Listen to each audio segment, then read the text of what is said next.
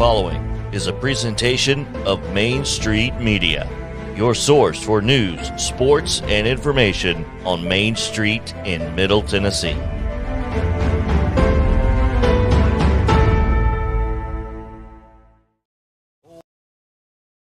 Sound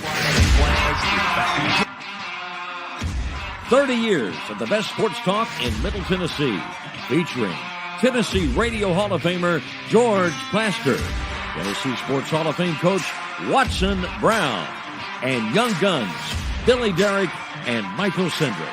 And now, here's your host, George Plaster.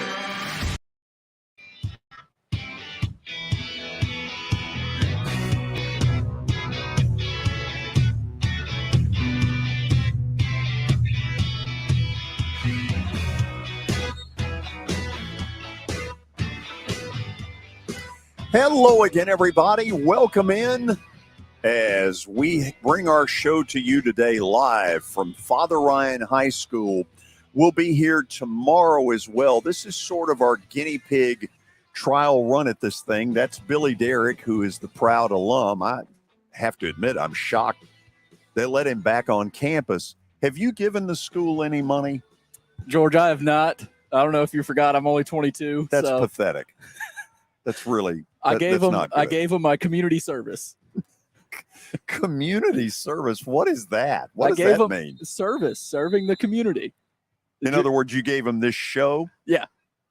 So in the background, all of you can see the football field.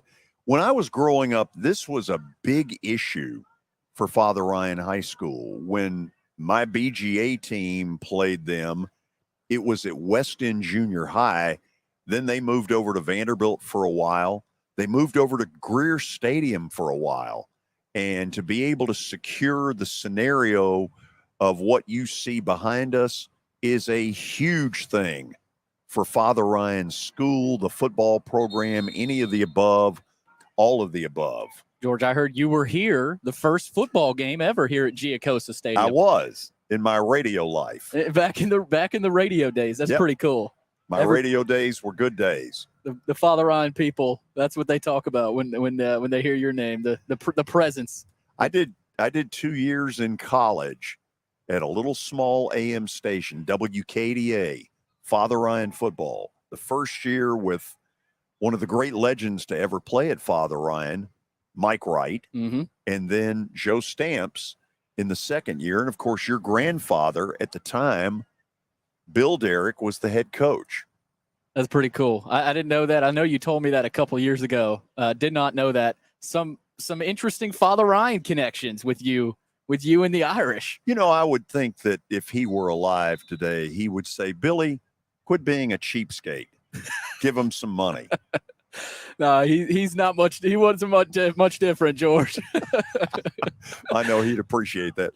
Let's check in first of all with Watson Brown, who is up on the plateau. Watson, don't you think Billy should give some money? Absolutely. Matter of fact, if we need to, George, we'll take up a little, give it to Billy, and let him at least donate and get him started. You know, I absolutely you will have not to learn to be philanthropic. You have to learn to do that. So we got to get him started. Nip him in the bud while he's a baby and get him started in the right way here. And then we'll get a remote broadcast every year. Watson, they've given me this shirt, and I will wear this shirt tomorrow proudly. What is it, a triple X? Wow. Early shot from Watson. Let's see where it's from. Omar the Tent Maker. Only the best. Only the best. I wish I said that. Yeah. Okay.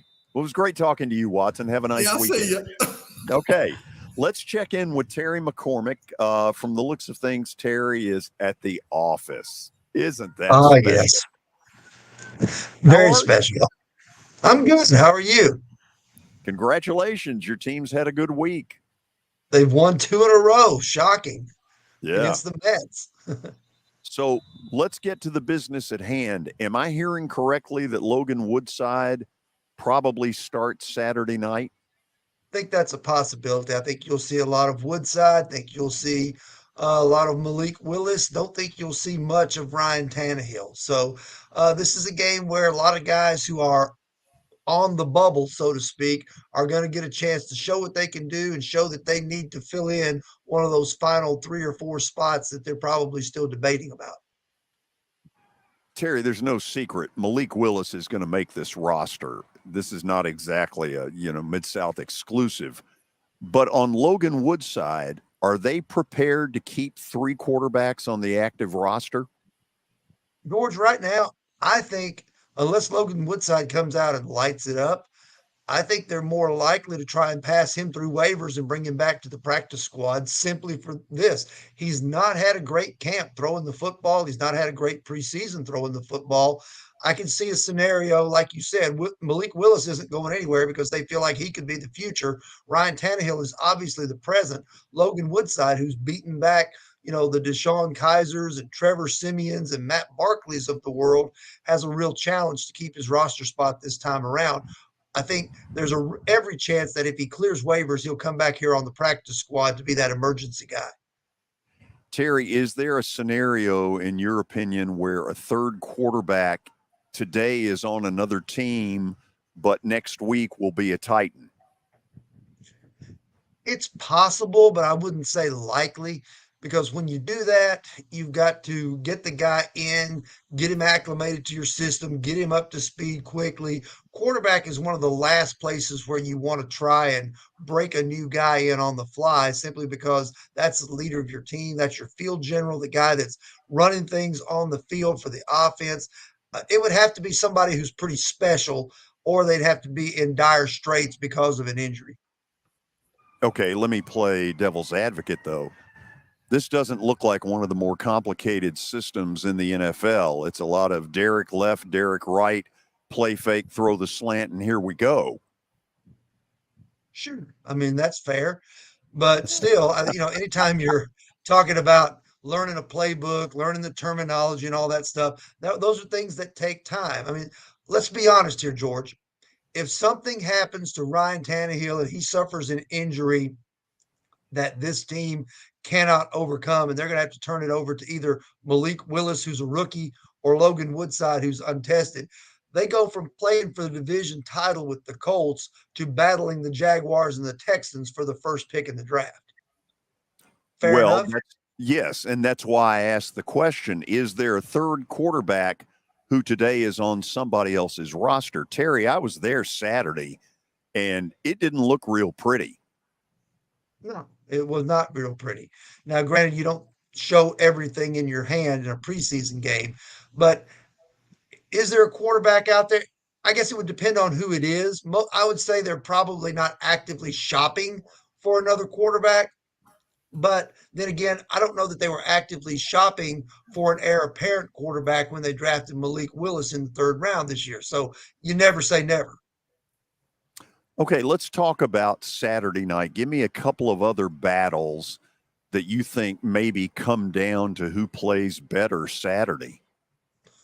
Well, George, the biggest part of that, and this is kind of difficult because when you're talking about the last 3 or 4 spots on a roster, you're not necessarily talking about wide receiver A versus wide receiver B or linebacker A versus linebacker B. You may be talking about a wide receiver versus a linebacker in terms of who can bring more to the table on special teams. Is it a 6 wide receiver? Is it a Dez Fitzpatrick or a Cody Hollister? Or is it a Chance Campbell and a Joe Jones and a, Jack Gibbons at linebacker? You have to kind of weigh those things out. And I think another thing too that's very interesting to watch is all these defensive backs that they brought in over here in the last week or so, whether that is Ugo Amadi, the Nashville native that got here yesterday, former Overton High School player, whether that's Lonnie Johnson or Adrian Colbert or Tyree Gillespie, whom they acquired in a trade from the Raiders last week. That's 4 or 5 new bodies right there that are still getting broken into this secondary. 2 or 3 of those guys are probably going to stick on the roster. It's going to be interesting to see which ones do. Terry, that's good stuff. We'll get into it more tomorrow because it is an important game for a lot of young players. Appreciate the visit as always. Thank you, George. Have a good one. Enjoy the You Father too. Ryan Stadium there.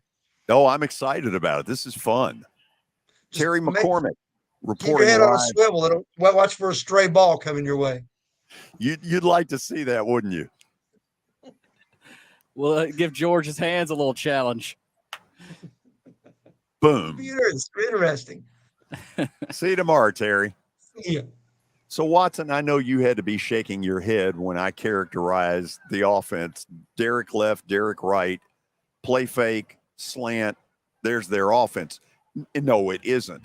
But would it not be one of the easier offenses to pick up if you had to bring in a quarterback late? Yeah, I would say that would be true because they would cut the drop back stuff to a very bare minimum for a new quarterback, and the RPO play action pass, that kind of thing is not overly complicated at all. The scenario that I see a quarterback coming in is this. They put Woodside on waivers, somebody picks him up, and now we got to have a third quarterback. Yeah. That's the way I see it happening. And somebody just may pick him up. Only time will tell. Only time Quick will tell. update. What is that, 2 weeks, 10 days away? Yeah. When is the 53 day? That I don't know. It's after, obviously, this third and final preseason game. And then there's an late, open weekend. There's an open week, too, in there. Yeah. So it's probably in that open week next week sometime. Okay, not a ton in the update. So let's go. Yeah, not a very beefy update, George, but I know we touched on this a little bit earlier in the week, but Tom Brady has returned to Tampa Bay after all the drama. You know, we were talking about it last week. Will he return? Will he retire again? So that's the news. I know. Do you have any more on that, George, that you wanted to get to? Well, it appears that he will start Saturday night in their game. I think it's the Colts they end up playing. Watson, I'm going to want, after we do the Nebraska interview around 4:40, to get into this a little deeper, because I don't see how this could be anything but trouble in their locker room. It could be. That's what I'll lead to it when we get to it that way. Okay, good enough. Item number two. Number two, George, we touched on it yesterday. Chet Holmgren is going to miss the entire season for the Oklahoma City Thunder. Yeah. Just tough news. Oh, first of all, that's a franchise with a great fan base. You all know when OKC made the NBA Finals, it felt like a college atmosphere. And to watch them suddenly become irrelevant has been kind of hard. They were once the Seattle Supersonics, moved to Oklahoma City with this rabid college-like fan base. Watson, I thought they had a really good draft choice in Chet Holmgren, and this is a gut punch for them. Oh, and for Holmgren too, but yeah, it's tough. I thought they took the right guy too at the time they took him, and I think he'll be a very good pro player. The good news for him, if you want a silver lining it, is this will give him a year to get bigger and stronger. And because that's what he needs. If his body grows and he gets stronger and adds some muscle, this kid, George, he can get up and down the floor. He can shoot threes. At his size, to play like he does, he's another Kevin Durant, even bigger to me. So it's I think he's going to be a great pro. Item number three. Item number three, George. Interesting piece of news here. Former Cleveland Browns center and the current NFLPA president, J.C. Tretter, has retired from the game of football. Yeah, and I don't know how significant it is. I'm assuming that he will stay on with the National Football League Players Association. They need all the help they can get. When I look at how strong the baseball union is, the NFL union is a complete joke. And if they were to go on strike, let's say, for something that they really believe in, they would cave. They have the backbone, to quote a friend of mine, of a chocolate eclair. And until that changes, the football guys are never going to get the kind of benefits and the kind of stuff that baseball has gotten. Watson, I know you believe that as well. I do. I second that emotion. Well, thank you. I love how I second that emotion. Well, you know what? Georgie's old song, so I threw in there a little bit. I would love to turn that one on right now. Probably be an improvement over the update. Oh. And the last thing, George, Tennessee and Texas at 6:00. That's what you wrote down. Yes. What sport is that? Well, that would be the Little League World Series. Oh, Little League World Series. That in theory you're keeping That's up with. the elimination game, right? But apparently you're not. Well, I'm not really. I'm not really keeping up with it. You've had a few. I mean, coming home to be honored by your alma mater. Will they trot you out there at halftime? No, ladies and gentlemen, Billy Derrick. I'm not going to be trotted out there. In the stands is like, who the hell is that? George, can I ask a question before we go? Well, sure you can. Well, what is the reason for two sets of sunglasses?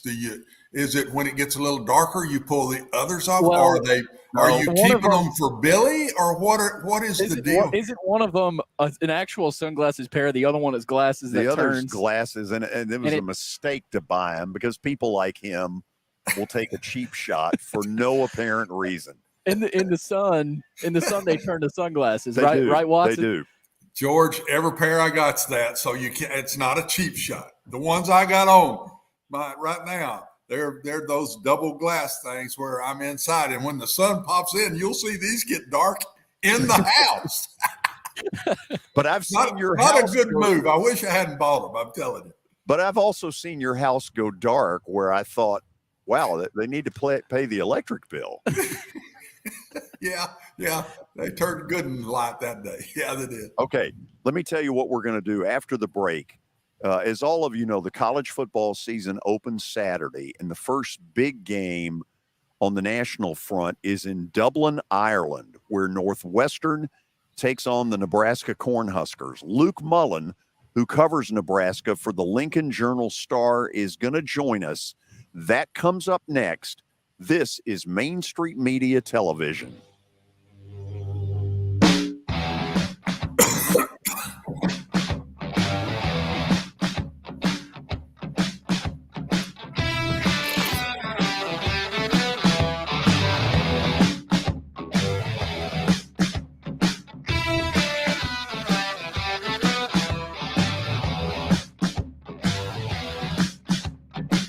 Buying or selling a home can be a very personal experience. Why not go with the team that receives nearly all of their business from referrals? Clearly a trusted name in real estate. The Justin Tucker team with Platinum Realty Partners has sold more than 500 homes in the last 7 years. Voted best in Sumner County multiple times. Proven to be trusted with your most personal assets. Call the Justin Tucker team with Platinum Realty Partners at 615-906-8458. The Justin Tucker team with Platinum Realty Partners, Middle Tennessee's most trusted team in realty. I highly recommend Sumner Funeral and Cremation because of their caring nature and attentiveness to detail. Pre-planning your funeral now will bring you peace of mind and less stress to your loved ones. When the chaos of losing you happens, your family can honor and celebrate your life, knowing things are happening just as you wanted them to. Pre-planning determines the details of your funeral, cemetery services, and can be less expensive. We are honored to serve you and are always here for you in your time of need. Sumner Funeral and Cremation. Traditional, affordable, dignified. SumnerFuneral.com. Jody Jones Dentistry can handle all your dental needs, from the basics to cosmetic procedures. All of this in the nicest dental facility I have ever seen. Jody has done it right. They're located conveniently at 55 Music Square East, and for an appointment, it's simple. Dial 615-259-5100 and tell them Plaz sent you.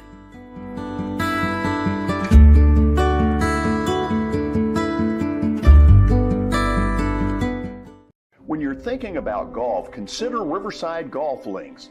Under new ownership, the course has improved dramatically.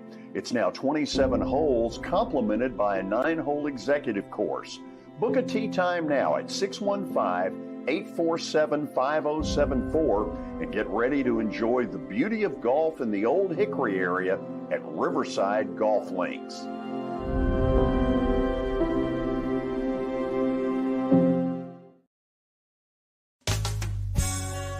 I'm Bart Durham. I was sworn in as a lawyer in 1963, and I've been working as a lawyer since then. We're a firm that does exclusively personal injury, a lot of tractor-trailer crashes. Insurance companies will open up their checkbooks when you force them to. We have systems that work. We get the most money for our clients in the shortest amount of time. I'm Blair Durham. My dad and I want to help. Give us a call at 615-242-9000. This is Eric Berner with Rockcastle Wealth Advisors. I help people in the pursuit of making their money live as long as they do. People hire me because I use a customized, individualized, and personal approach for the person I'm working with. Everyone's situation is different. If you've lost a spouse or a parent and want to make sure your inheritance is utilized and does not just disappear, I can help with that. Call me at 615-235-1058 or email eric@rockcastlewealth.com.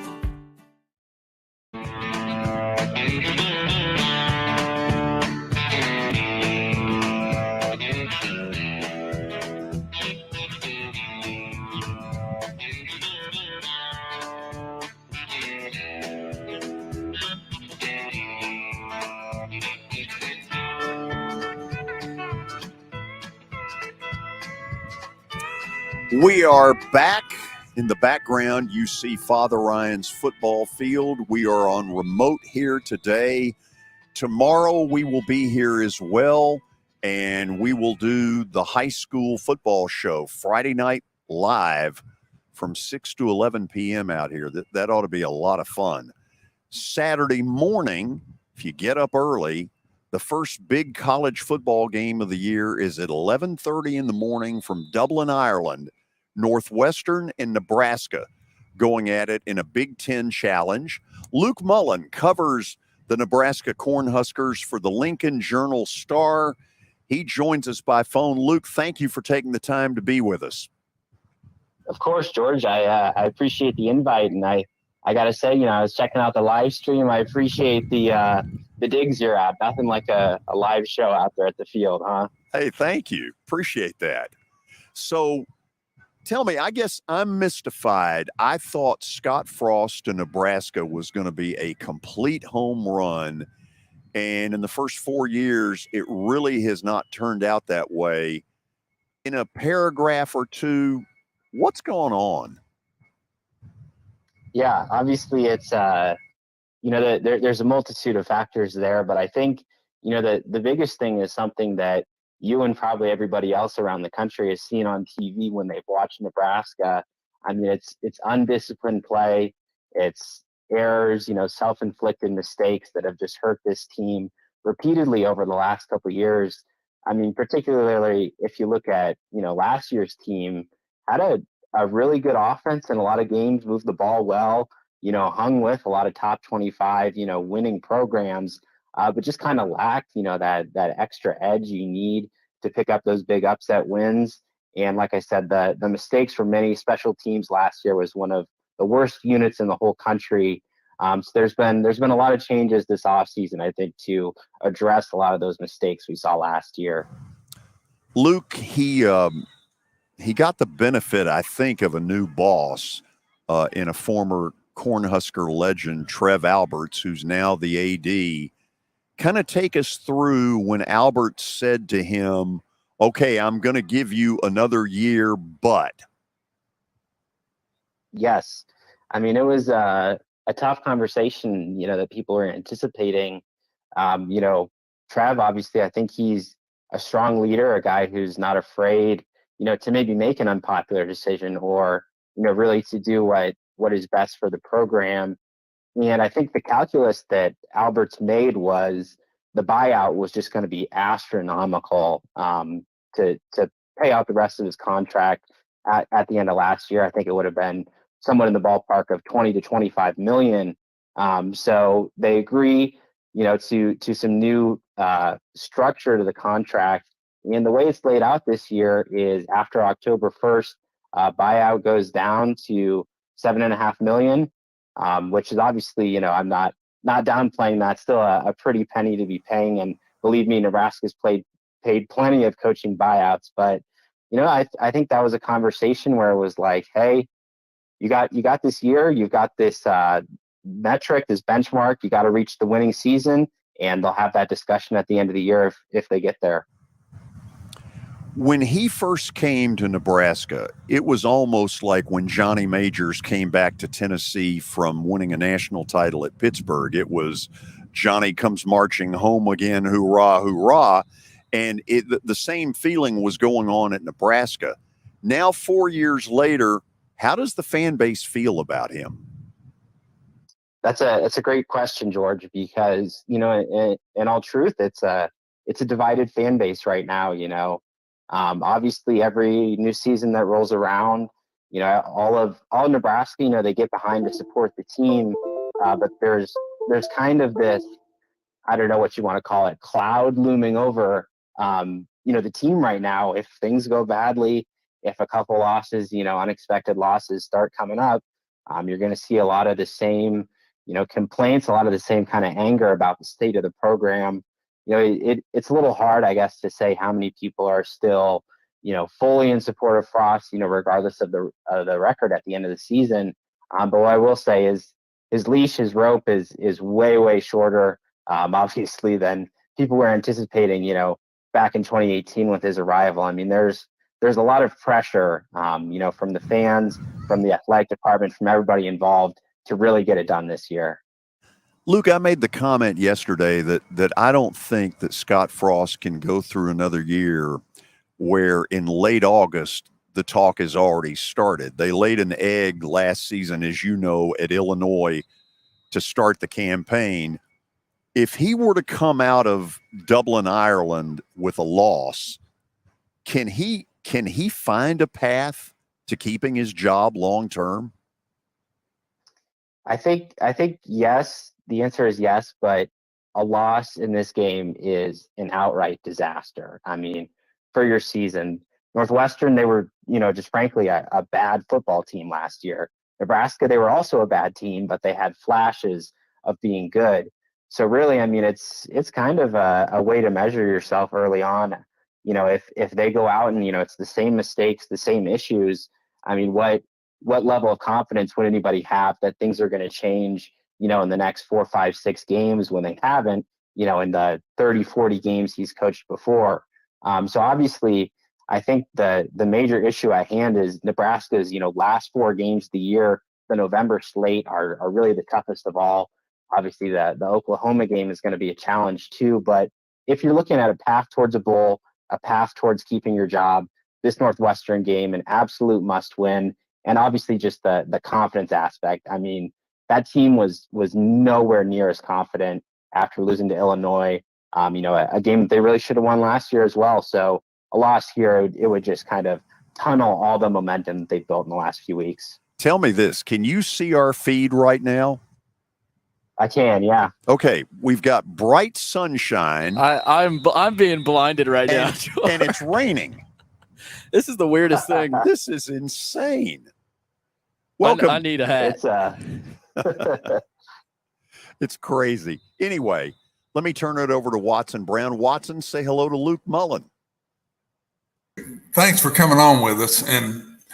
But I see a silver lining here myself, because I think the schedule early in the year, they really should beat Northwestern. I'll be shocked if they don't. Then they got 4 straight home games. And in that 4 straight, I see North Dakota, I see Georgia Southern, I see Indiana, and I see Oklahoma. And honestly, I'll even nearly say should have beat Oklahoma last year. They had them right where they wanted them and just couldn't finish it, couldn't put it away. So I think if he were to get off to a good start, what we're talking about might reverse. The fans get behind him because I think they like the guy. He's one of their own that was very successful there as a player, and the players get a little confidence. This team could turn this thing around just in this early season look. Definitely, yeah. No, the schedule is very favorable to a strong start, and I think the consensus around here would be, you're looking at those first 6 games. You mentioned most of them. The first true road game Nebraska has is at Rutgers there in early October as well. I think anything less than 4 wins out of those 6 is really going to set off some alarm bells. If they're 5-1, lost to Oklahoma, I think people would be, thrilled. They're sitting happy. But at the same time, Watson, I mean, regardless of how nicely the early season schedule sets up, I mean, they'll be judged by the sum of the whole season. So what if they start off 6-1 and end up 6-6? They just haven't shown the ability, to consistently win these games over the course of a whole season. But like you said, the chance for confidence, for momentum, it's there. But still have to be realistic about the challenge, I think, that waits for them there in November. Yeah, and Luke, I know because I was at Oklahoma 2 years as offensive coordinator back in George, it's the 90s. And that game, those fans, now that'll bring back a lot of memories. And the tradition of that football game, I can't see that place being anything but madhouse, especially if they've won them all up till that point, which I think they have a great chance to be there. I really think they'll have a shot at them. Absolutely. I think, I think you're totally right there. I mean, if we're looking at kind of the biggest games Nebraska's Memorial Stadium has hosted in, the last 5-10 years, I mean, they had Ohio State come in for College Game Day a couple of years ago, and Ohio State rolled over them. I mean, this is just a different level of buzz. That storied rival coming back, haven't been in Lincoln in a long time. And what I can also say is it is going to be a huge recruiting day. I mean, they're going to have a lot of official visitors, a lot about the future of the program, could ride on that day too. But you're totally right. The whole city, the whole town, everybody will be out there. It's going to be a crazy atmosphere, that's for sure.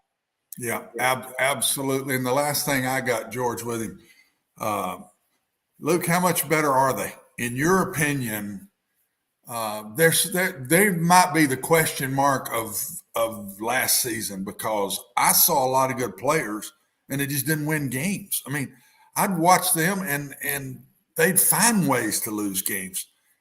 How good is Nebraska if they play well? If they just start playing well, Luke, and don't do all the crazy stuff I've seen them do, how good are they? Absolutely. I mean, I think if they play up to their potential on both sides of the ball, if, the same special teams miscues aren't there, they could definitely be, 8-4 team there in the regular season. Really when I'm thinking about the season as a whole, compared to last year, I think the defense is at a very similar strength. They're going to be the stronger, more experienced group for Nebraska. And the big question mark is the offense, because it's got a high ceiling, a lot of potential. If everything clicks, new offensive coordinator Mark Whipple, he's got a great passing offense. Casey Thompson, Texas transfer, he's got a great arm. But at the same time, there's a lot of risk for things to go wrong just because of all the new pieces. The differences versus the continuity that Nebraska had the few seasons before that. So I think the defense should keep the team competitive. It's going to be the offense, whether they reach that potential or not, that dictates if they do reach, that's that point that they want to be at the end of the year. Luke, I can't thank you enough for taking the time to come on and join us. We may want to reach out to you again later in the season, as they say, as conditions warrant. Thank you so much. Absolutely. Yeah. Stay in the shade. Stay cool out there, George. All right. What we can't figure out is they've taken the teams off the field, which is not a good sign if you're around broadcast equipment. So say a little prayer for us. Will do. Talk to you. Luke Mullin from the Lincoln Journal-Star joining us on the show. Watson, give me a little bit about Mark Whipple. I hear about him a lot. I can't say I know much. What's his stock and trade? I think he's a pass first guy to me, but he's been good. He's well thought of in the business. I thought it was a very good hire myself. He needed somebody to come in there. What I think Scott needs to do, from watching his teams play, and this is just an outsider looking in, I'd get out of the offense and run the football team. That's what I'd do if I'm Scott. I would get everybody on the same page in a disciplined way.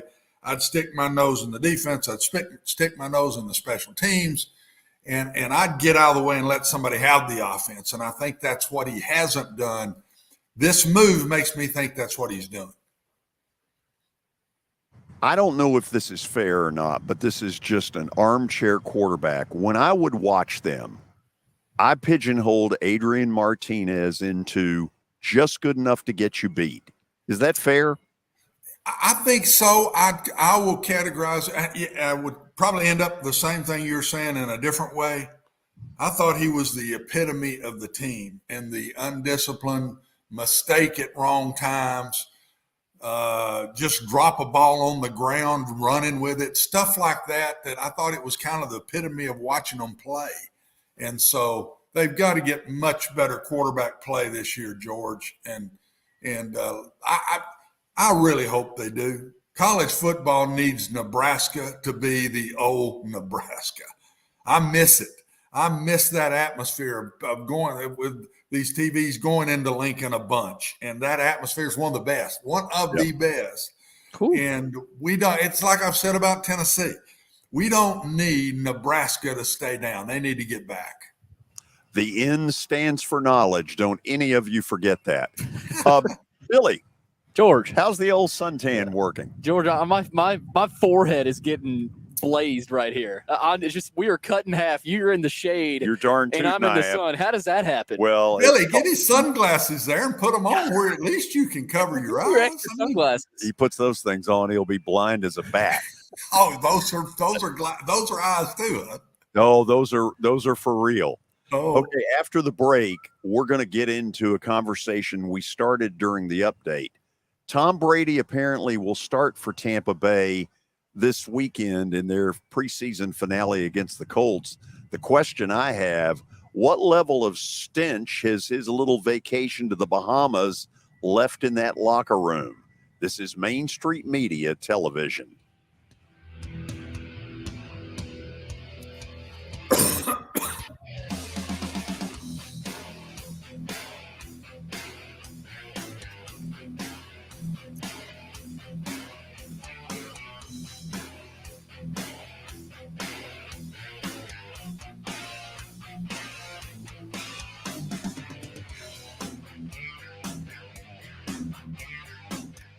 For Dustin Timmons and Joey Donnelly, they welcome every opportunity to serve and satisfy their clients. Whether you are looking to build your dream home or renovate your current home, their team will ensure that every client and remodel is unique, luxurious, completed on time, and within budget. Contact them today to set an appointment for a free consultation or to view some of their completed projects by logging on to DonnellyTimmons.com. At WellSkin Dermatology and Aesthetics, we pride ourselves in providing access, innovation, and a patient experience second to none. Access to care and treatment when you need it. Innovation with medical-led cosmetics and various on-site technologies for full-service treatments with a customer experience that is calming, casual, and effective. Independently owned, providing medical, surgical, pediatric, and cosmetic dermatology and more. Visit WellSkinMD.com to schedule your appointment today. WellSkin Dermatology and Aesthetics. Access to It's your last chance to get a spring tune-up for summer. Complete Service Heat and Air can clean your coils, check out your motor, and make sure you have cold air on that first hot day of summer. Complete Service Heat and Air is located in White Bluff, Tennessee. We do service and repair on heating and air the right way. 24/7 service. Call us at 615-797-3997. That's 615-797-3997. Serving Cheatham, Davidson, Dixon, Hickman, Humphreys, Montgomery, and Williamson counties. Have you heard about the high levels of radon in Middle Tennessee? Radon gas is the second leading cause of lung cancer, second only to smoking, and has no color, no taste, and no smell. The only way to know if you have radon is to test for it. Duret Radon Mitigation offers testing for small and large-scale residential and commercial properties, plus mitigation services. Visit DuretRadonMitigation.com to request testing or get a free estimate for mitigation. That's DuretRadonMitigation.com.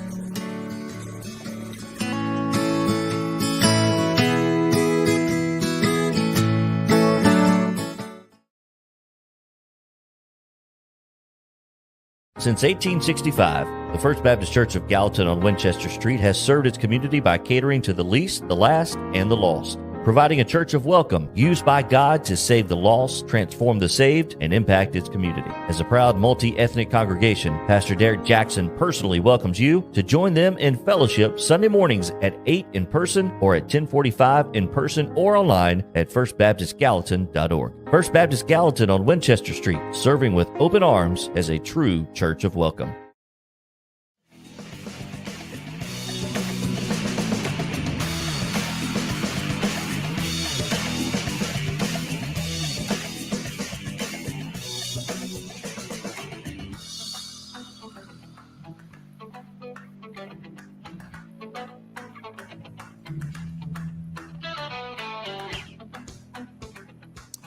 We are back. You can see the sunshine in the background here at Father Ryan High School, but you may also be able to see, in fact, as I look back there, a big wall of something that had a couple of lightning shots that does not Watson, bode well for us. For some reason, we're still sitting at this table. I'm telling you, you guys are nuts. Well, that part is true. And so we'll just sort of send the warning out there that there's a real shot that if this weather continues moving this way, and we can't really tell what it's going to do, that we may cut this a little bit short. Watson, the story is out, obviously, that Tom Brady will start this weekend in the preseason finale for the Bucs against Indianapolis. I'm trying to envision a scenario where he had stayed with New England and before the season started, walked into Bill Belichick and said, listen, I think I'm going to take a 10-day break during training camp and go to the Bahamas. How do you think that played out? I think not. No way. He knows better than to go in and ask Coach Belichick that one. It's really weird to me, George. I wasn't fond of it whatsoever when I heard it. I thought this is what it was. I thought he was going on a vacation all alone with his family. Rick didn't tell me that or anybody, but that's what I thought. And it just doesn't look good. Maybe he comes back this weekend and he plays well, team plays well, and it'll be a forgotten thing. Where I would worry about this is get off to a poor start and things aren't going well, and it's going to come up because you can't tell me that everybody in that locker room was thrilled about this. The other thing I'd bring up is I thought while he was gone in those 11 days, they didn't even look like the same team. It's like everybody said, well, if he's not going to be here, well, I don't have to kill myself at this. I think all of the older guys kind of just were there, but yet we're kind of like Tom. That's what I saw when I watched them in their two preseason games. I know in the practices here they weren't real good against us. So I don't know. I don't see how anything good comes from this unless Tom really gets off to a great start and they're winning ball games. Watson, it's one of the more bizarre stories we have heard on the pro football front. I don't think I've ever heard something this crazy. And the truth of it is nobody is coming out and denying the Bahamas part of this, which makes me think that it is true. That said, you're Todd Bowles. You're in your first year. You know he couldn't have liked this. Who ultimately approved it? I think it came from the top. I think it came from ownership. Excuse me. And I think he came in and said, look, I'll come back, but I've got this vacation plan that we've planned as a family. And excuse me, guys, I'm so sorry. But we've planned as a family, and if I do come back, you've got to let me do this. And I think they just gave into it. And yeah. And in the long run, it could be okay. But if you're betting on the 50-50 with this, I would bet on the side that the locker room is waiting to see where everything goes from here. Do you think he sort of had to address the locker room when he got back? Because he's not stupid. He knew before he ever took this trip that there would be a group in there really pissed off with him. Do you think that maybe he addressed the team afterwards? I was told that he addressed them before he left. That in those 2 weeks he practiced, he got in front of them and told them the story and what he was doing. And now if he's addressed them since he's been back, if he's smart, yes, he has. But evidently he's worked really hard since he's been back. He was back Monday morning at practice after the Titans game. And so we'll see. He's going to play Saturday, and Ryan Tannehill's not. So that's interesting to compare that little decision being made. Well, let me ask you this. Do you disagree with the Titans on that decision? Yes, I do. Okay, talk to me about it a little bit. I just think Ryan needs to get out there and show everybody that he's really rolling and let's go. And I think it'd be good for his confidence to get a little play before first time he's going to go back on the field and play against an off-color shirt is right after he had the bad game in the playoffs. You've got a week off in between this last game, George. I would have put him out there for a series or two. I don't think I would have Derrick Henry, but I think I'd put Ryan Tannehill out there with the best players I got. I'd put them all out there because the offense has not looked good at all in the preseason for the Titans. And this is it. This is the last time they got any chance to put anybody out there against an off-color shirt. Now, I'm not talking about the whole game. I'm talking about maybe 2 series, 3 series. You got plenty of time the rest of that game to put the guys out there that you need to make your decisions on. But I would have played Ryan Tannehill in this game. Watson, why would their offense look any good without Derrick Henry? Oh, that's a good question because it's been a Derrick Henry offense, and it's been an offensive line built for Derrick Henry. And we don't even know if the offensive line is really good enough to be a line built for Derrick Henry. And I would like to see that in this last game against the Cardinals, that you put the 5 best you got out there and we see them play pretty good, George. I don't know. I'm not coaching anymore. This is easy to say when you're not coaching because I'm not sitting there worried about who I might get hurt. You know, we sit and watch the Bucks lose their starting right guard, who's a really good player for the season, last week's preseason game. I promise you they've second-guessed themselves about putting him out there and would like to have held him. So there's a lot of reasons. It's easy to sit in the chair now and say these things. I kind of enjoy it more, tell you the truth, than I did when I had to make those decisions. I would understand it as a coach either way. I'm throwing out the side of why you think Ryan Tannehill needs to play. Watson, I'm really confused right now. We've got sunshine to the point that I ought to be wearing the real sunglasses. See, but you're not in as much shade anymore now. No, but behind us is this big wall. I feel like I'm about to go to the radar and give you, I think you just need to get on your phone there and see if it's coming toward you or not. Well, that's just it. We did during the break. I looked at it, Watson, and it's. I think it's going right under us. So I think we might be okay. Under us where? Is it going west to east underneath you? It's going south. It's kind of cutting right under where we are in the Berry Hill area. Headed down toward Alabama? Well, no, I think it's heading east. That's what I meant. So it's coming kind of west to east, but it's underneath you. Yeah.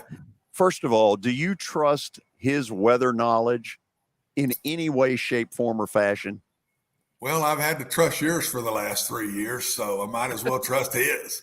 Mine's been pretty good. Well, yeah, you're pretty good at coming on and saying it's a beautiful sunshiny day, or it's raining today. Well, good, George. That took or a lot today, of it's both. It has been both. This is some of the weirdest weather I've ever seen. Watson, to my left, it was raining over here, but I'm looking out and it's sunny. So I don't know if I've ever seen anything like this. We've had a rainbow. George don't even know this, or he don't remember it when he comes. I am scared to death of lightning. I have taken many teams off the field. I've had many teams in preseason pray for a cloudy day to where they think it might, where they know that I'll send them off the field if I hear any part of a thunder anywhere. So I would be nervous sitting in those chairs right now. I might have already got up and gone to the car. I don't know. Man, I can't imagine a player that wouldn't want to play for Watson Brown if that's the case. Oh, they love me during those rainy days now. They love me. if this does not work out well, say nice things at the funeral. I will say nice things, and I'll take care of both of you. Yep. Okay. We're going to go to the break, and then if we're still alive, we will have stat of the day. And then after that, we'll talk with former Los Angeles Dodger general manager Danny Evans. All of this today from Father Ryan High School. Tomorrow night, we'll do our show here as well. Hopefully we'll get this crap out of here and we'll have a sunny day. We'll wear the shades proudly. And then from 6 to 11 p.m., we'll have Friday Night Live with a football field and a crowd in the background. This ought to be a lot of fun. This is Main Street Media Television.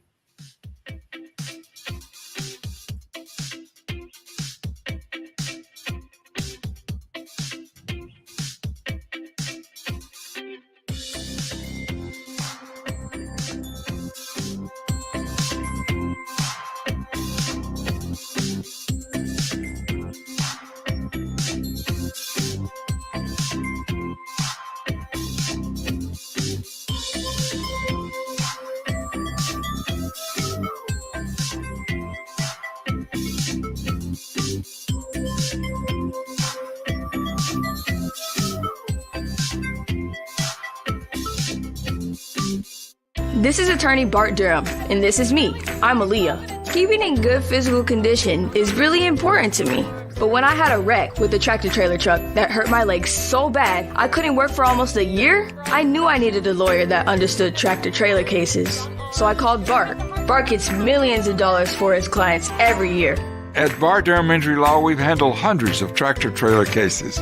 My dad and I want to help. Give us a call at 615-242-9000.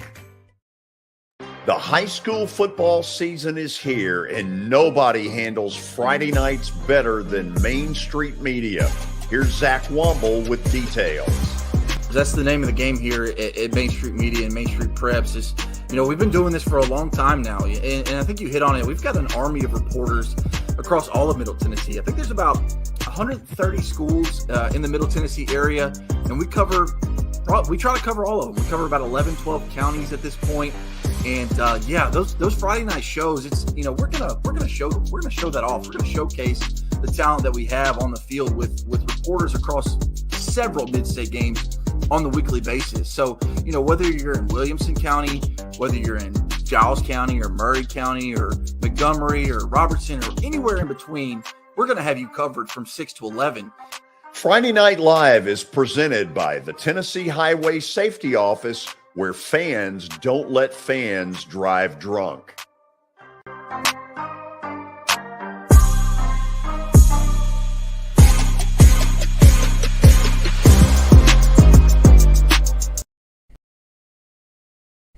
Hey everyone, I'm John English. This is Keith Wallace, and we would like to welcome you to John English Antique Sports and Cards in Shelbyville, Tennessee. We specialize in graded and ungraded sports and non-sports cards, vintage wax boxes, and unopened cases. We have a large selection of PSA graded cards. We also specialize in old sports collectibles, baseball, football, basketball, golf, and tennis. You can find it all at John English Antique Sports and Cards. We are happy to be associated with Nashville's greatest sports antique, George Plaster.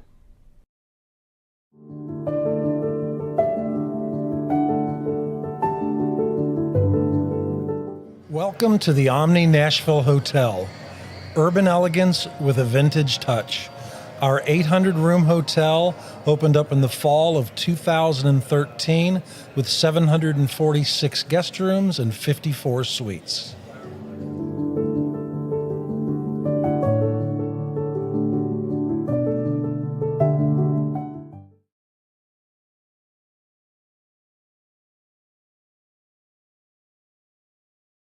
At Sumner Funeral and Cremation, our mission is to serve families as our own, celebrate the life of their loved one, and help begin the healing process.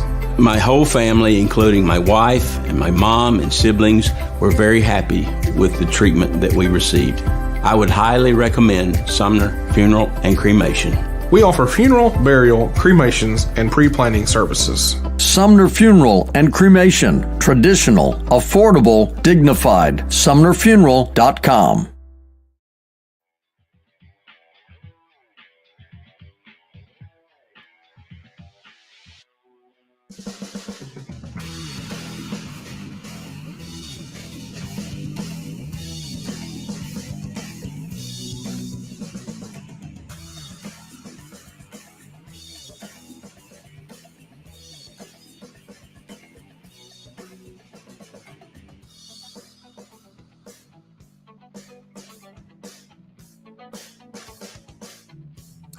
We are back.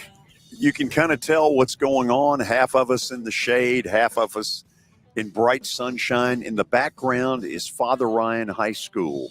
We'll be here again tomorrow. This was sort of a tested out kind of deal for a brand new show.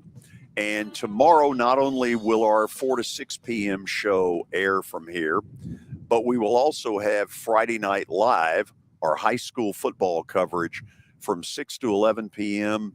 If you're going to a game tomorrow night, remember to join us early pregame, and then when you get out of your stadium, come back to us. But we'll be with you for a solid 5 hours of great high school football coverage. Now to the dreaded stat of the day. Oh, yeah. Stat of the day, George, of course, powered by John English Vintage Sports and Cards over in Shelbyville, Tennessee. They're open Saturdays from noon to 5. And during the week, George, I don't have it in front of me, but I know it's during the week 10 to 5. So a little bit earlier there as well during the week. So John English Antique Sports and Cards over in Shelbyville, JohnEnglishGradedCards.com. Go check them out. Also, Rock Castle Wealth Advisors, Eric Berner over there. And George, my apologies, Eric Berner. Really happy he's able to be a part of us in the George Plaster Show and in Stat of the Day. Eric, I'll be sure to get your phone number out to everybody a little bit later in the show. But Eric Berner over at Rock Castle Wealth Advisors and John English Vintage Sports and Cards. These are two buddies of mine, both of them solid people with solid companies. I have been to John's place, and I'll say this, if you're a sports fan, man, you need to take a look, because I was blown away by what he has. All right, George, we ready for Stat of the Day? Sure. Which two MLB batters are tied for the all-time record of the most home runs from different pitchers? Okay, what does that mean? Does that mean that they hit home runs off 428 pitchers and that's the most? Is that what that question is trying to say? Well, I'm guessing it's not one pitcher. This is multiple pitchers. It could be 2, it could be 5, it could be 10. But this is a little bit of a twisted question. I'm not exactly sure what Michael's with here. Well, this one's bad. He's trying to get us back, George. Well, this isn't Watson. You got to understand, this isn't me. This is Mr. Michael Sendrick over in Searcy, Arkansas. So he'll get a Michael, memo. I'm putting one against you, bud. This one's not a good question. I don't even know where to go. I think I know.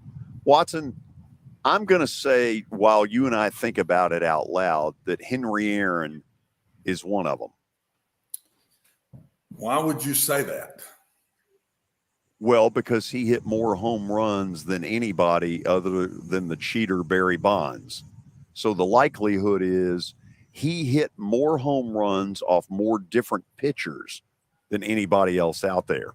You might be right. Who are some of the newer guys? Because in the newer game, they pitch more pitchers than they did. In the old days, they pitchers stay out there forever.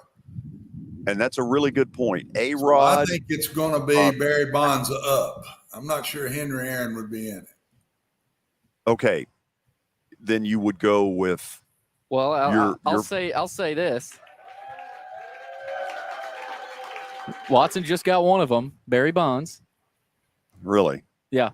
He's a cheater. Albert Pujols one of them? Whoa. Really? Watson, out of nowhere.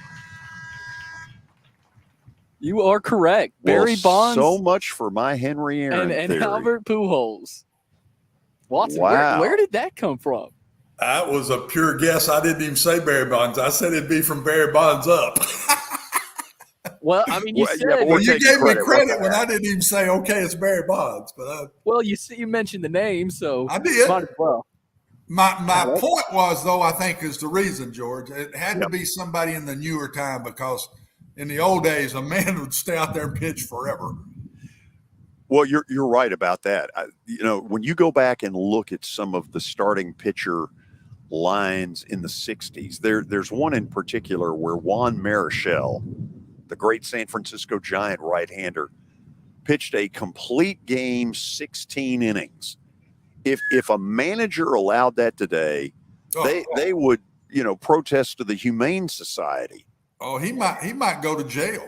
I think he would be inserted into an insane asylum. I mean, it's what some of the guys did 50 years ago is pretty amazing. It's amazing. They were built different back then. Yeah, well, it was a really good call on Watson's point. I absolutely thought it was Henry Aaron, and dead wrong. So Watson, kudos to you. I'll take that one. That was a guess. Watson comes out of nowhere every now and then. He'll get hot one day. Blind hog find an acre sooner or later.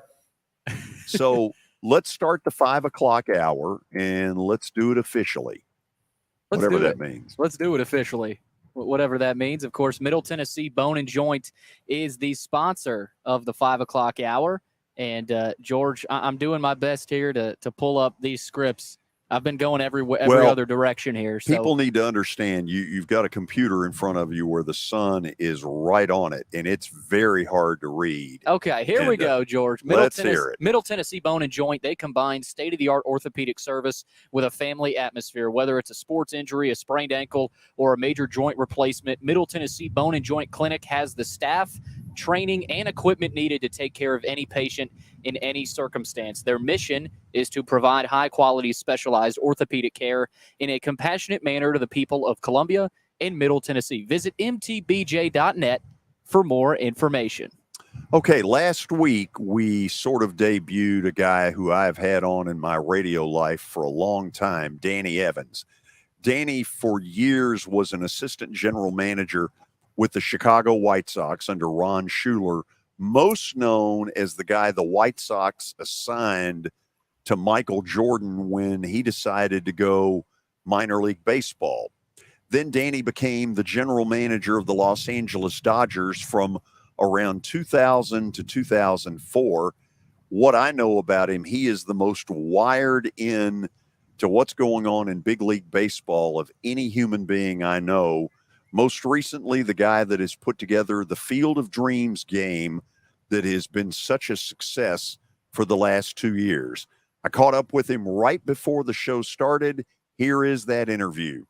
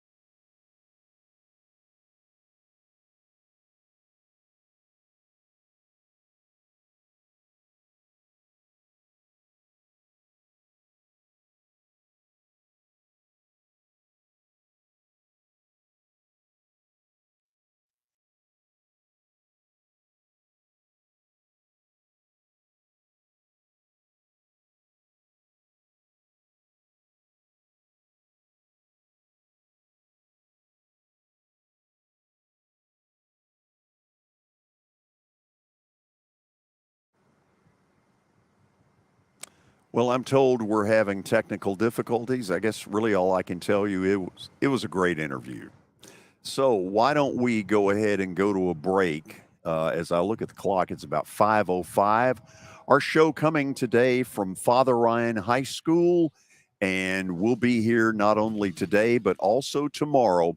This is Main Street Media Television.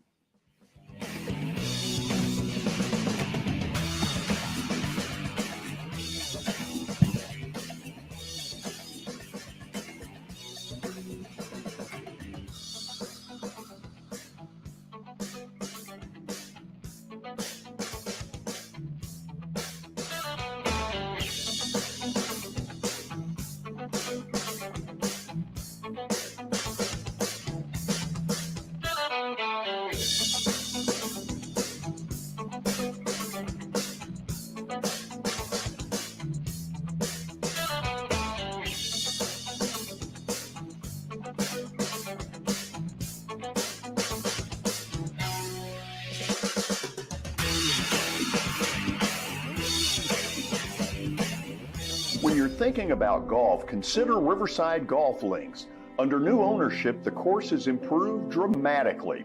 It's now 27 holes, complemented by a 9-hole executive course.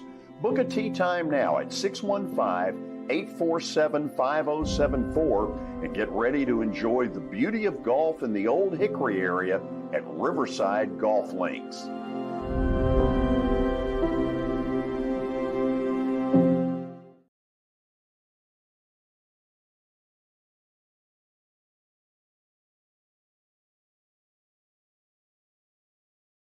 This is Eric Berner with Rockcastle Wealth Advisors. I help people in the pursuit of making their money live as long as they do. People hire me because I use a customized, individualized, and personal approach for the person I'm working with. Everyone's situation is different. If you've lost a spouse or a parent and want to make sure your inheritance is utilized and does not just disappear, I can help with that. Call me at 615-235-1058 or email eric@rockcastlewealth.com.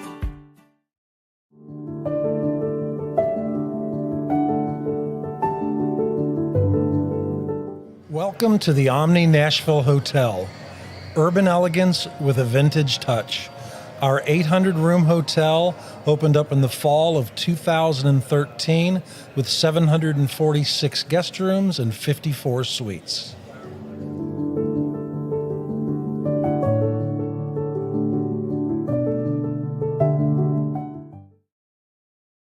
Do you love bacon? I mean, do you really love bacon? Who doesn't, right?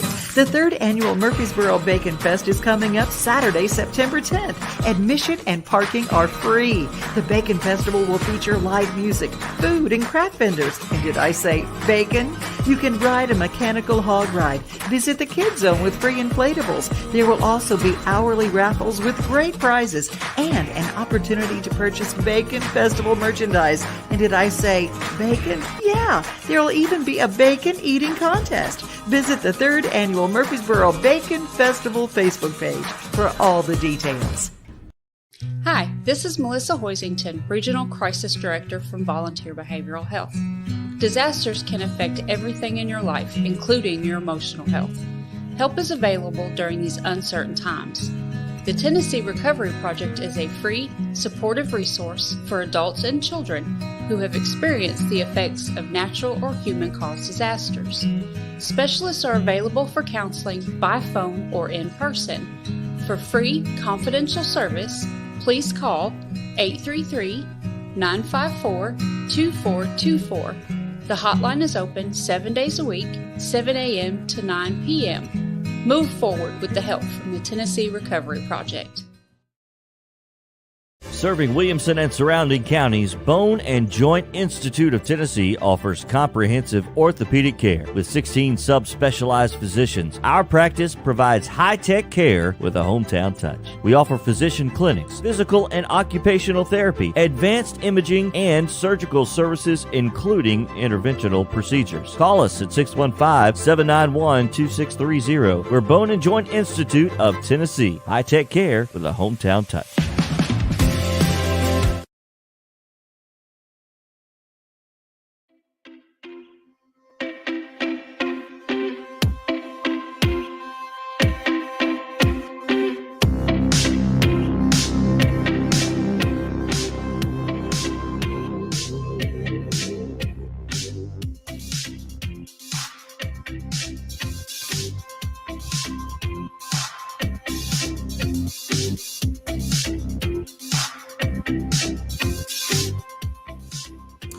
You know what's crazy out here?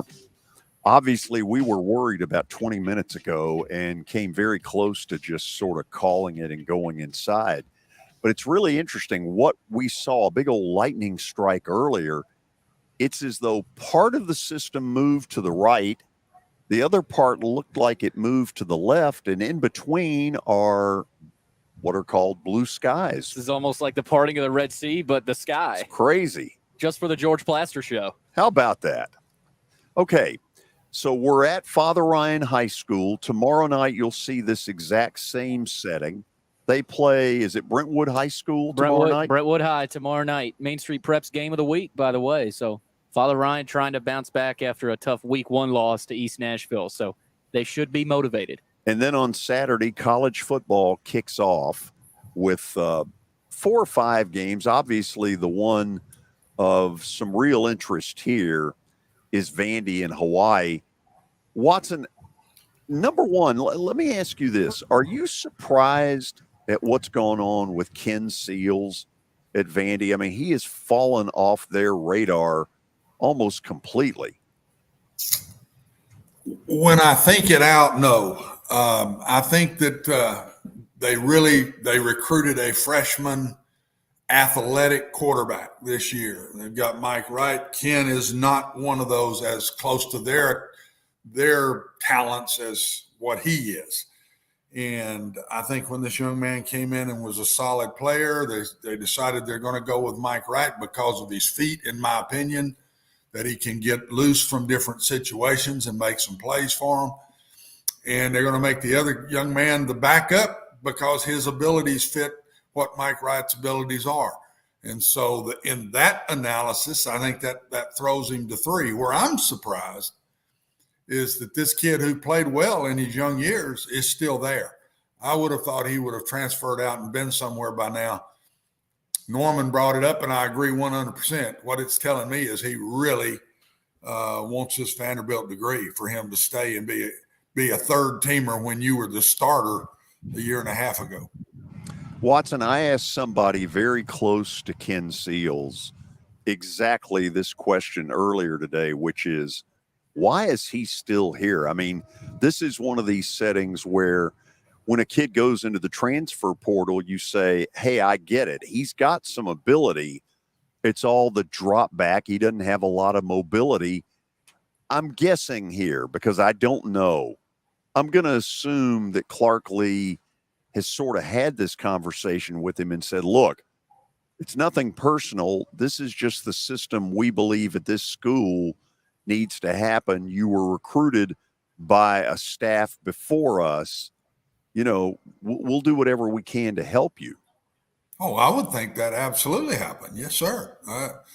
That's why, and he's still there. So why are you still there? It's got to be one of two things. You're going to hang one more fall to see how this goes, and then leave in December when the season ends, or you're going to stay and get that Vanderbilt degree. It's probably why he came to Vanderbilt in the first place. He had other schools he could have gone to, and Vanderbilt was down and not doing well, and he decided to come. I think that degree was a big piece of the reason he's here in the first place. So it's going to be one of two. If he doesn't leave in December, I think he stays out his time. What is this? His third year now? So he'd have his degree in a year and a half. I say if he doesn't leave by December, he's here through the hall. Part of me, guys, thinks that Clark Lee. I'm not saying Clark Lee looked at Ken Seals and said, "Hey, you know, we need you as our second guy," because that's not what happened. But I do think Clark Lee looked at Ken Seals and said, "Hey, there might be a situation where we need you this year. And, you know, you're at Vanderbilt, you know, say Mike Wright goes down. AJ Swan's the next guy, but he's a freshman. He's not a sophomore or a junior. So I think there's a chance we see Ken Seals this year. Now, how much? I don't know. But with Vanderbilt and the quarterback situation we saw last year, you know, I'm not sure how confident, 100% confident the staff is in Mike Wright. He's the guy. Well, they have no reason to be. He can't throw. Yeah, that's what I'm saying. So say Mike Wright throws a few interceptions, then are you really going to throw a true freshman out there? And so I don't know. I think there's a little bit of me that believes Ken Seals was told he could still play this year. Yeah, I don't doubt that. Watson, I've, of course, as I always do, simplified it to what I saw a year ago, and Mike Wright may have improved tremendously, but my gut feeling is if they're going to beat Hawaii, it'll be for two reasons. Number one, because Hawaii isn't any good, and secondly, because they've just given it to a running back, and their offensive line has pushed Hawaii around, because I'm not convinced Mike Wright, he can run some, he'll get you out of the pocket and do some things, but I saw nothing a year ago in a throwing game that gives me any confidence in him. Well, The thing that I watched is they made this decision early. Because they took Mike Wright to Atlanta. Yeah. And that, I mean, they basically just said, hey, it's his job. We're going with him. They didn't take it into the preseason, nothing. And yet the young man Seals hung around. So I don't know. I do think there's a chance he will play, but I also think that they're not going to use Mike Wright like they did yet last year. They're going to run him more this year. That's what I think. I think he's going to have a lot more carries. They've got one behind him that can carry it also if he bangs the shoulder or whatever. And I think they've changed their offense, and I think we'll see it Saturday night. And I think you're going to see him have 10 to 15 carries when the game's over. Now, he might have 8 to 10 call carries, and then he's going to scramble 5 to 7 times himself. That's what he does. So I'm going to bet you if the game is close, he'll end up with a double-digit in carries. Watson, if you're Coach Lee, what do you throw at Hawaii, both offensively and defensively? Kitchen sink. It's such a big game for him. He throws everything he's got. He goes out there, and I can promise you he's nervous, and he wants this game in the worst way. He's not enjoying Waikiki Beach, I can tell you right now. No. He's going to throw everything he's got to win this game, Billy, because wins for him have been just few and far between. And, man, he knows that his only chance to win games this year is to get off to a good start. I'm with you too, Watson. I've heard people talk about how, Vanderbilt, they might hold back a little bit. No. Look back at game 1 last year against East Tennessee State. They're not letting that happen. And if they – I don't even want to talk about if they do. Well, here's where it goes. Okay, you've got a suspect fan base to begin with that we've seen in recent years has gotten smaller and smaller. By the Sunday after the opener a year ago, you talk about throwing a you-know-what in a punch bowl. That East Tennessee State game had people going, I'm checking out. He cannot afford, Watson, to have the Hawaii game have any kind of a feel like that at all. No. I'm telling you guys, he's throwing everything he's got at this one. I agree. You're going to see their offense and what it's made of right out the gate because we're going to know where they're headed philosophically, everything, because he's not playing around with this game. Hawaii is probably not going to be very good, but as a coach, you can't. He's not even thinking that. I promise you. He's thinking, Lord, 30-something new faces, there's no telling what they might come out with. So he's scared to death and not enjoying this first game at all and being as far out there as he is. It's not like when I went. It's, we've been hugged and go to your first bowl ever and all that. He's going out there to say, man, we can't get back on a plane and come home back to Nashville with a loss in this one. We got to win this game. And if this is a different program, say this is literally any other Division I program, it's different. You're probably holding back a little bit because you are playing Hawaii, but Vanderbilt in this case is totally different. You have to win this game. Thus, like Watson just said, you got to throw everything out there. I'm with him. So, and the other thing, guys, I'm anxious to see is defensively because Hawaii is going to be very wide open. I know of the offensive coordinator who was at Eastern Washington with some really good quarterbacks, and they've scored a lot of points through his time there.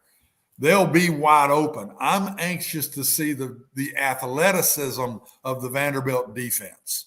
Mm-hmm. Do they play this wide open stuff well? If Hawaii was not very good and coming in and running right at us, we wouldn't know much, in my opinion. But we're going to see the athleticism of the Vanderbilt defense, and that's where I think we've talked offense about Vanderbilt. The defense wasn't very athletic, I thought, last year. I'm anxious to see if there's a big change there. I think first possession of the game, we're going to get a really good feel of how it's going to go because especially Vanderbilt starts offensively. I think it's going to be wide open, guys. I think that Hawaii will not care if they're down 40 or at 7-6. They're going to be wide open, fast pace, spread you all over the field, go as fast as they can. Vanderbilt won't play that way, but I think Hawaii will. Watson, you heard Luke Mullins earlier when we had him on talking Nebraska. What has gone on there for Scott Frost? I thought he was an absolute cinch to do really well there, and it hadn't turned out that way at all. No, I don't know.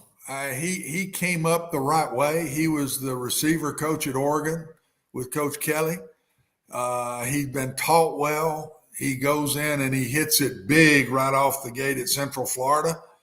And now you're sitting here saying, since then, and he got one of the best jobs in the country, and his teams haven't played well. It's one thing to lose guys.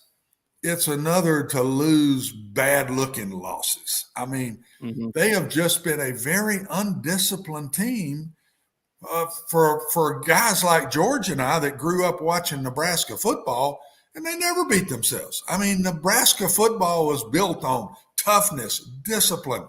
Like I said, I played them twice and 3 times. I took UAB out there one year. And those teams in those days, man, physical, in your face, beat me. And now all of a sudden, since he's been there, it's been the exact opposite. All kind of crazy stuff happening, George. And I'm really disappointed. I thought he was a great hire. I thought it was a no-brainer hire for Nebraska. He was the hottest guy in the country. His teams look good playing at Central Florida. But since he's been there, it has just been a disaster. And it's not like even been a pretty disaster. It's looked like Mike McCarthy on the college level. I mean, it really has, because I watch him a lot. That's a good analysis. But there's been it has. There. I mean, we're talking about 17 penalties in the first preseason game with the Cowboys, and that's been what Nebraska's kind of looked like, guys. And you just throw up your hands, you go, wow. And that's why I said earlier, George, I hope and pray, and I think you did, get out of the offense and be the head coach and fix this team. And put a team out there that's confident and poised and disciplined and does everything the way they're supposed to and don't beat themselves. If he'll just do that, I think Nebraska will be in a bowl. I saw pretty good players last year, guys, but they didn't play well. Is this his 5th year there? I believe this is number 5. Okay, it's so 4 number or 5. I'm not sure which. It's either okay, 4 or 5. I think it's 5. So 5th year there. I don't even think you can compare this to a Mark Stoops situation at Kentucky. Mark Stoops really in year 3, probably year 4 for the most part, got that thing going. I mean, this is year 5 for Scott Frost. It's not like this is 2 or 3. And there really hasn't been much improvement. So anybody saying, oh, he's the guy, how long can you really wait? That's my question. He sort of got a freebie on the fact that his athletic director is a former Nebraska football player. And Trev Alberts knows how popular Scott Frost has been. So I don't doubt that he got, I'm not going to call it a mulligan, but he got an extra year that Bo Pelini would never have gotten. Yeah. And no, there's no doubt about that. He got more time because of who he was. But the difference to me, Billy, in Kentucky in Coach Stoops' early years, they might not have been winning, but they didn't look like this. Coach Stoops' teams were disciplined. They were tough. They didn't beat themselves. And then all of a sudden his talent level kept getting better, and they started winning games. That's not been the Nebraska look at all. They haven't looked good as they've lost. Now, Watson, the one thing I would say that I saw when he got there, they were not very good defensively. They had a lot of holes. I thought offensively they had enough to make something happen. Defensively, I thought they were awful. Yes, they were. They were, and they've been pretty good on defense in the latter years here. They've not played bad defense, George, the last 2 years. It's just the mistakes, the big plays they might give up on defense. Or can you all remember watching that Oklahoma game last year in Norman? They had them beat. And they just then all of a sudden the quarterback gets hit in the back and the ball falls out and Oklahoma recovers it. Then they go in and score and the whole momentum switches around. I mean, I think they've needed a new quarterback to come in.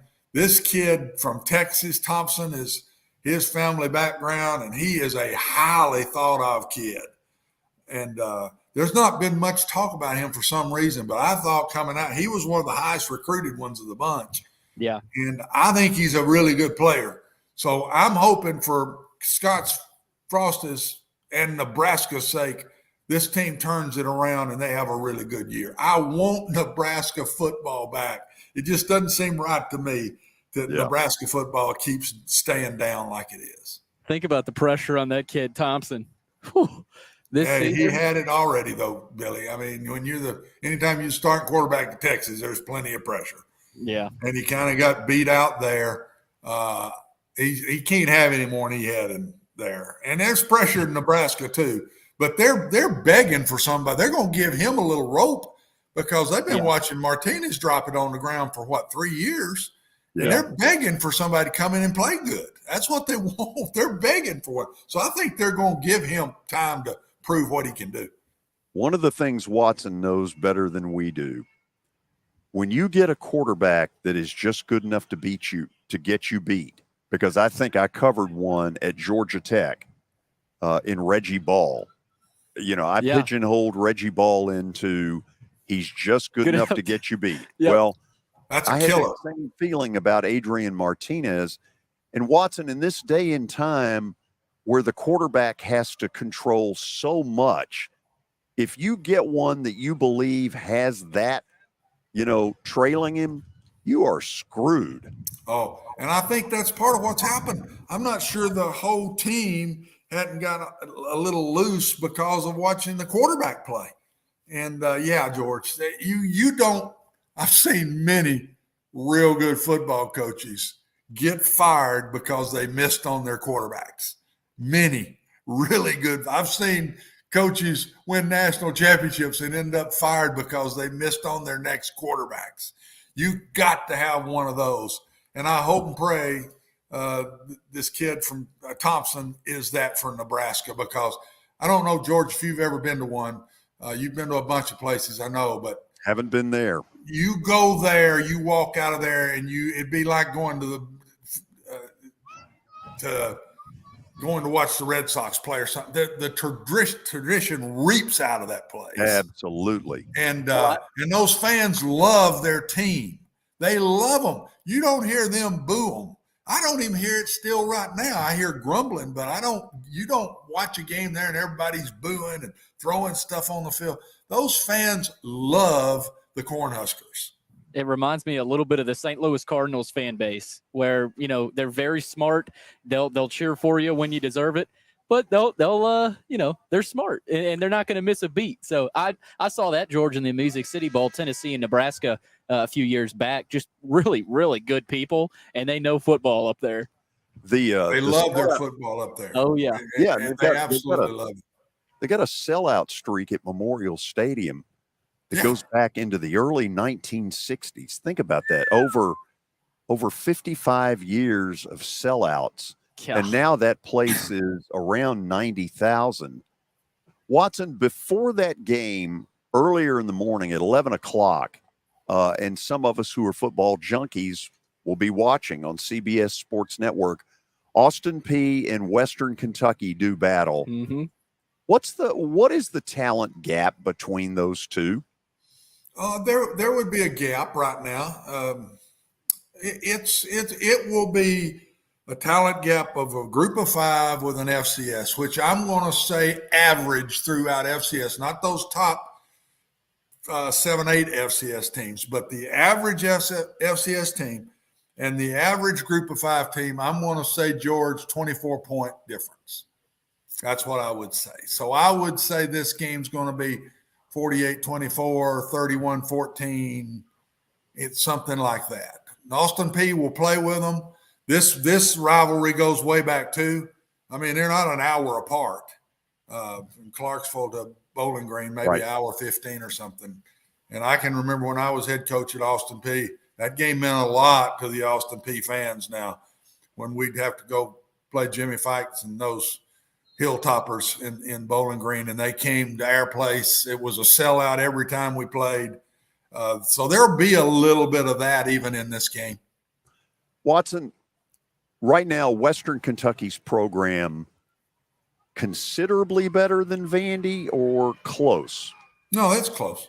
Vandy, I think this year Vandy will show to be a middle of the pack group of 5.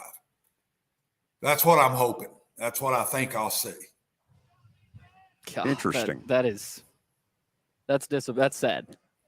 That's what I'm hoping. But guys, last year now, they were talent-wise, I take up for the coach. It's not his fault at all. They were bad. So you don't bring in a ton of transfers at Vanderbilt. So you got to build the program slowly.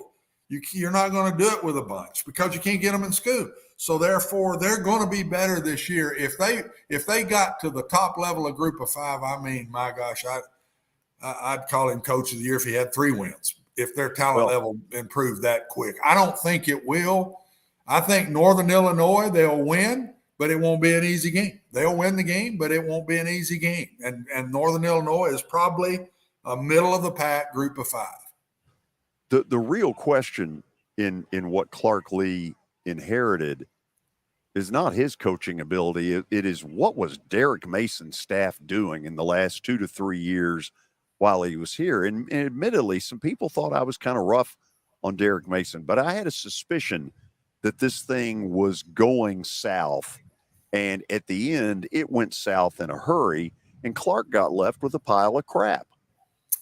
Yeah, no, I'm not as strong about that as you. I mean, I'm a firm believer that the way a coach walks in the door with what's there is a big piece of what he has to deal with and how quick you can get something going. So I agree with you that way, George.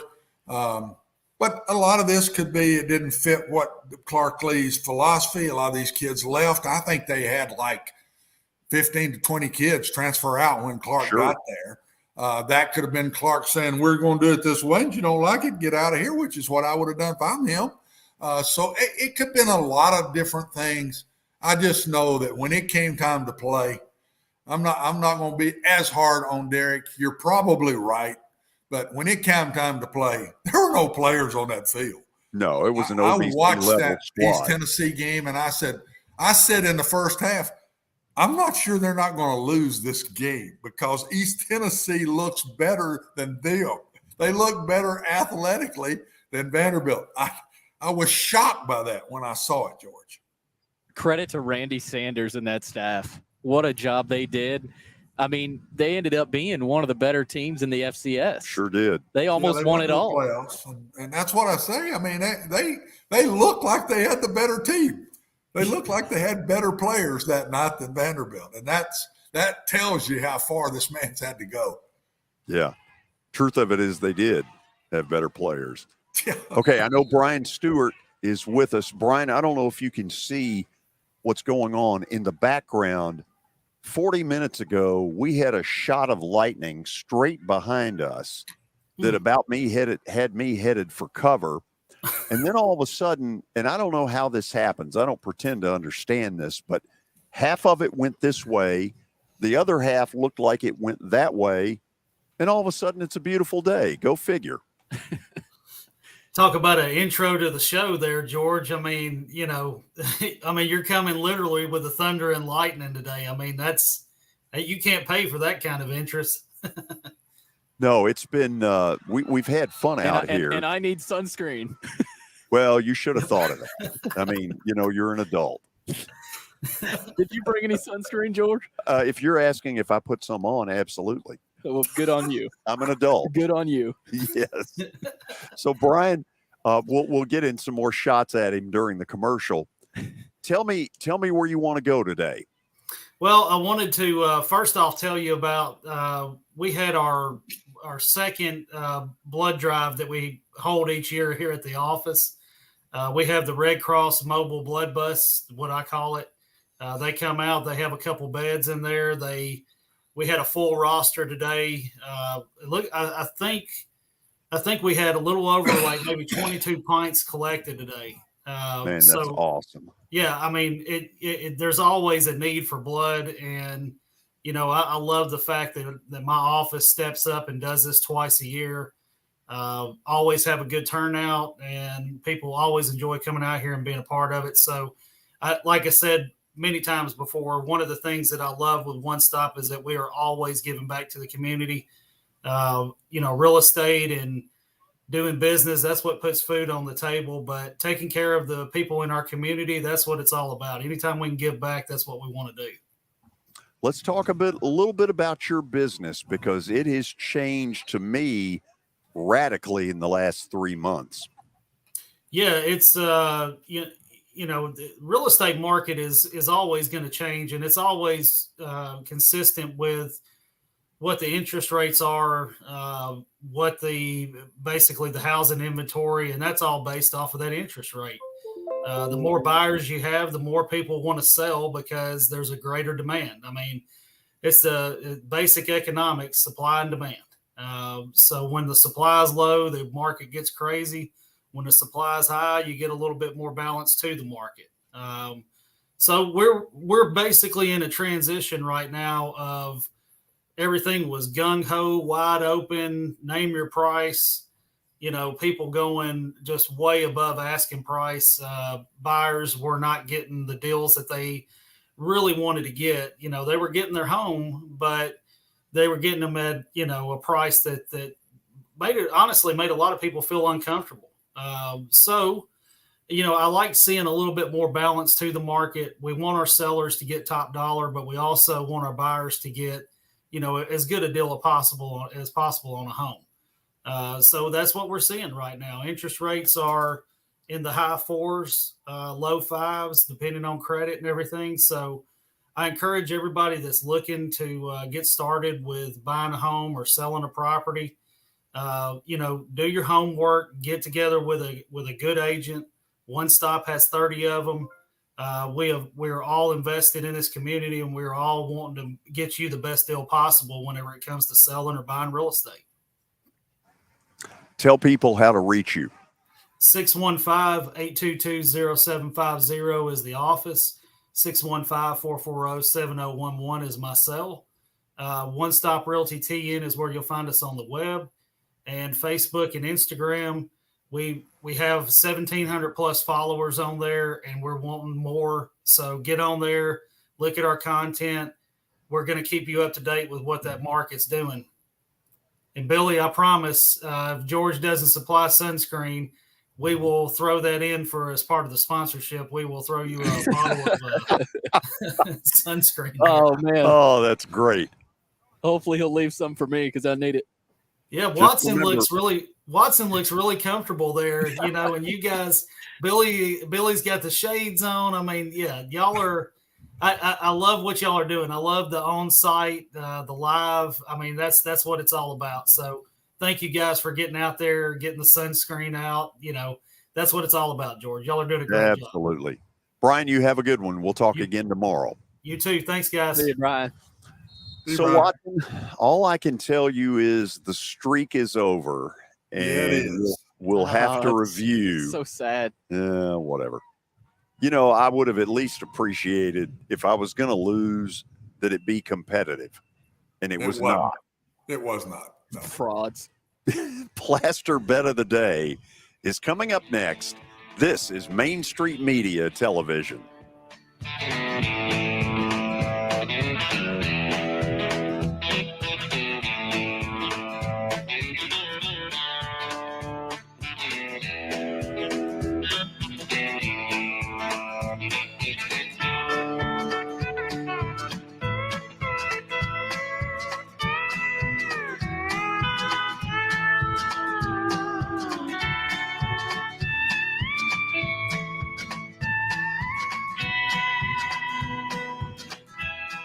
I highly recommend Sumner Funeral and Cremation because of their caring nature and attentiveness to detail. Pre-planning your funeral now will bring you peace of mind and less stress to your loved ones. When the chaos of losing you happens, your family can honor and celebrate your life, knowing things are happening just as you wanted them to. Pre-planning determines the details of your funeral, cemetery services, and can be less expensive. We are honored to serve you and are always here for you in your time of need. Sumner Funeral and Cremation. Traditional, affordable, dignified. SumnerFuneral.com.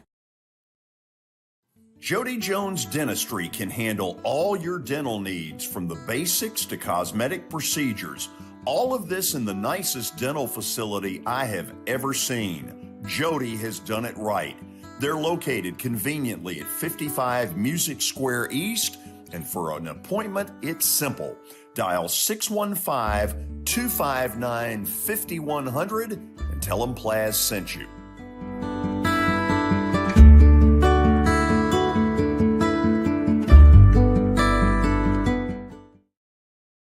When you're thinking about golf, consider Riverside Golf Links.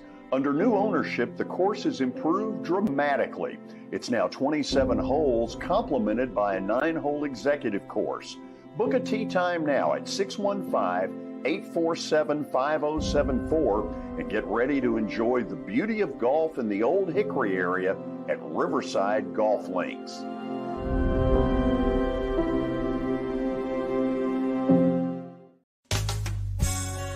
I'm Bart Durham. I was sworn in as a lawyer in 1963, and I've been working as a lawyer since then. We're a firm that does exclusively personal injury, a lot of tractor-trailer crashes. Insurance companies will open up their checkbooks when you force them to. We have systems that work. We get the most money for our clients in the shortest amount of time. I'm Blair Durham. My dad and I want to help. Give us a call at 615-242-9000. The high school football season is here, and nobody handles Friday nights better than Main Street Media. Here's Zach Womble with details. That's the name of the game here at Main Street Media and Main Street Preps. Is, we've been doing this for a long time now, and I think you hit on it. We've got an army of reporters across all of Middle Tennessee. I think there's about 130 schools in the Middle Tennessee area, and we try to cover all of them. We cover about 11, 12 counties at this point. And those Friday night shows, it's we're gonna show that off. We're gonna showcase the talent that we have on the field with reporters across several mid-state games on the weekly basis. So whether you're in Williamson County, whether you're in Giles County or Murray County or Montgomery or Robertson or anywhere in between, we're gonna have you covered from 6 to 11. Friday Night Live is presented by the Tennessee Highway Safety Office, where fans don't let fans drive drunk.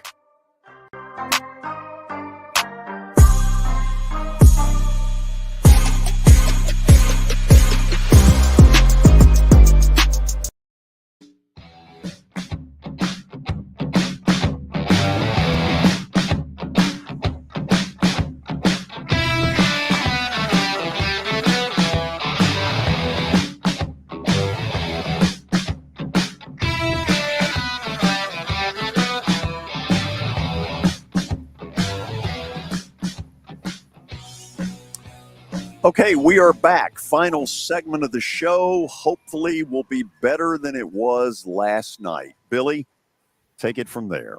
George, it's time for Bet of the Day, of course, as always, powered by Bart Durham Injury Law. Since 1975, Bart Durham Injury Law has aggressively protected the rights of a broad range of victims of car accidents and personal injury in both Tennessee and Kentucky. If you too have seen your life interrupted by an injury on a highway, in a hospital, or at your workplace, you should let their attorneys do the work fighting for the full financial compensation that you need. Learn more about Bart Durham Injury Law by logging on to bartdurham.com. And George, don't have the results up yet, but let's kind of talk about what the feelings are right now. I was disappointed last night seeing that and how the Cardinals just kind of crapped the bet. Yeah, they got boat raced. What was it, 7-1? Yeah. Did you watch much of it? No, I gave up on it at 3-0. Watson, I was very bitter. Don't be calling the Cardinals frauds now, babe, because you're fixing to have to play them. I wouldn't go there. I didn't say that at all. But Watson, it's my job to provide for the people. Yeah, it is. Hey, just about the time they really start believing in you, you throw a dud out there. But you know what? There's always the next day. There is. George, and that day is today. You know what I'll do for Bet of the Day? I'm going to have to roll it up on the ticker because I was not able to get it up today. So No fancy bet of the day graphic today, but that may be better that way. Just give the people what they want. Well, Watson, we're going to the well again. We're going Yankees. Oh, my gracious. You've Much lost your as I mind. cannot stand them, they're out in Oakland, and they are basically a 2-1 favorite over the A's. I think there's all kinds of issues going on in the A's locker room right now. They released a very popular veteran a couple of days ago in Elvis Andrus, who began his career as an Atlanta Brave when it was in a Mark Teixeira trade years ago. Andrus has gone on to have a very good major league career, but openly questioned the fire sale that's going on in Oakland. It's demoralizing. Their crowds are awful. If you watch tonight, the Yankees will probably have 80% of that crowd. And you know what? I'm taking the Yankees. Good for you. I think that's a good pick. Going back to the well with the Yankees. I actually do like that's a safe bet. It's a safe bet, George. Well, it's an expensive one if it doesn't work. How much do you lose a lot if it doesn't work? Well, work? for instance, in Vegas, let's say, if you put 100 on the Yankees, they win, you win $100. But if they don't and you lose 200. So you pay dearly for the fact that on paper it seems obvious. Watson, he's a betting man. I'm not. So that's why there's no doubt he's a betting man. All I want to know really, and I'm not going to ask him to say this because I know he won't, but how many of these does he really bet on, Billy? I thought about that too, Watson. Yeah. I think if he's really confident, he'll throw some out there. I don't know, though. That's a good question. You guys need to just relax. I've wondered. Believe me, he's not going to tell us nothing. The way Aaron Rodgers said tell us nothing. You all need to relax. You need to get some sunscreen. I do, man. Tomorrow. That was not a real smart move. I'm going to be an absolute lobster tomorrow, but hopefully this tent, we've got a big old tent out here. We have a big tent. And it hasn't covered anything, so. You might want to move that tent toward the west a little bit there, Billy. When that sun goes down on the west side, you might think about that when you reset it up tomorrow. Is this a Father Ryan tent? This is a Father Ryan tent. Yeah. Where are you going with that? Nowhere. Okay. I don't know that I really took a look at it when we came in. It's a big old purple Father Ryan Irish tent. Yeah. And I've got the shirt. You better be wearing it tomorrow. And Watson, I'm going to wear this tomorrow. Wear the tent tomorrow, okay? Omar the tent maker. That was the shirt, so wear it tomorrow. That was such a tacky. Yeah. It was uncalled for. Well, you're the one that said it first. Yeah, but you started it. Don't act like you didn't. You need to clean up your attitude before we get on the air tomorrow. Okay, I'll give it my best shot. And Billy, you need to get a little sunscreen. Yes, I do. I'm interested to see how red I am. Hope all of you will join us. We're excited about what's going to take place tomorrow. Our show will be on from 4 to 6 p.m. And then shortly after that, Friday Night Live from Father Ryan, you'll be able to see a little bit of the game in the background, a lot of the ambiance. They're expecting a huge crowd, so we're very excited about that. Thanks for being with us today. You've been watching Main Street Media Television.